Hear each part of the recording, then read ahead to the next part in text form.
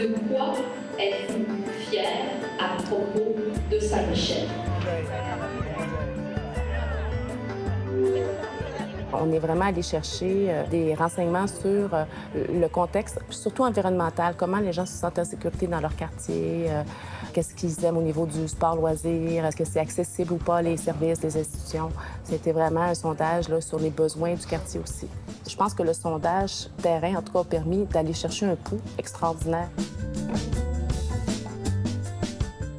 Le portrait de quartier, c'est d'obtenir l'image en 2012 de où en est rendu Saint-Michel.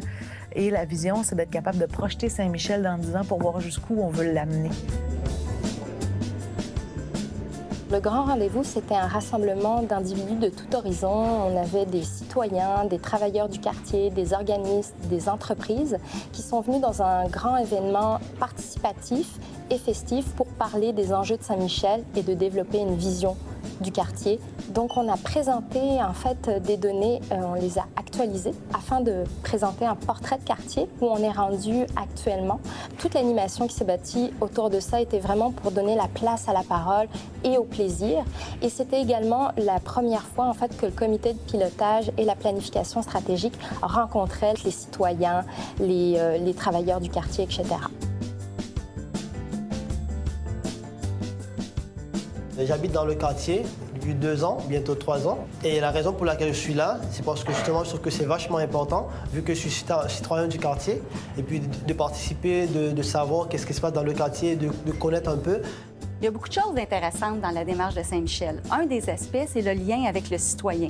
Un sondage qui est allé chercher leur point de vue, qu'on a pris en compte dans l'exercice de portrait, des invitations aux citoyens pour participer au grand rendez-vous. C'est tout de même, mais c'est pas grave si vous êtes... Donc c'est sûr qu'on a un défi pour les prochaines étapes parce que c'est une démarche qui se veut pour les citoyens, mais maintenant, il faut que ça passe par les citoyens.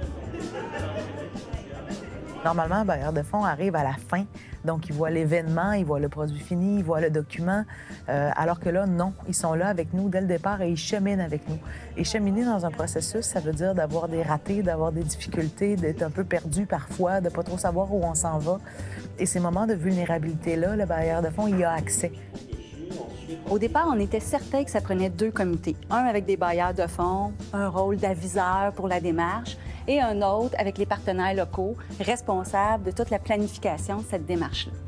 Chemin faisant, on s'est rendu compte que ça ne favorisait pas vraiment le dialogue, la relation de confiance. Alors, on a fusionné les comités. Et l'avantage que ça a eu, c'est que les bailleurs de fonds ont participé davantage aux échanges, mais ont aussi plus compris où ils pouvaient contribuer dans le cadre de cette démarche-là. Donc là, on va tomber dans les priorités d'action. Donc, qu'est-ce qui reste à faire pour amener Saint-Michel encore plus loin? Donc, les prochaines étapes vont se passer là-dessus. Trouver nos priorités d'action et les prioriser. Ce qui m'a marqué le plus aujourd'hui, c'est la combinaison entre ce qu'on veut garder, ce qu'on souhaite développer, mais surtout ce qu'on souhaite rêver. Puis moi, je pense que les citoyens ont besoin d'être dans le rêve. Saint-Michel, un quartier phare, inspirant et solidaire, fier de sa diversité, fort de sa capacité d'agir collectivement, où ses citoyennes et citoyens veulent grandir, réussir et vieillir.